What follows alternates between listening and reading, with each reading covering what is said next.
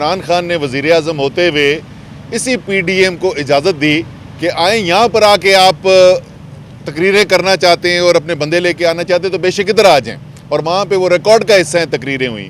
फिर उधर से उन्होंने कहा कि 0 पॉइंट, वो 0 पॉइंट से बढ़ा के अब वो कहते हैं एयरपोर्ट।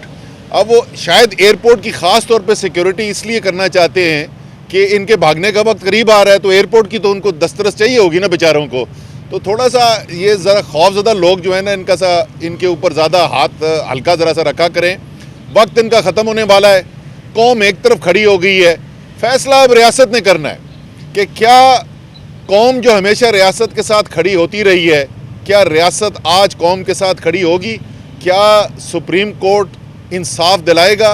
क्या आज़म सबाती जो इस वक्त बैठे हुए हैं सुप्रीम कोर्ट के बाहर, क्या उनको इंसाफ मिलेगा? क्या अरशद शरीफ के कत्ल की तहकीकात होंगी? क्या जो मुल्क के अंदर तमाम इंसानी हकूक़ की धज्जियाँ उड़ाई जा रही हैं, कानून की धज्जियाँ उड़ाई जा रही हैं, क्या इसकी इजाज़त रहेगी? ये फ़ैसले अब रियासत के करने के रह गए। अवाम तो अपना फ़ैसला कर बैठी।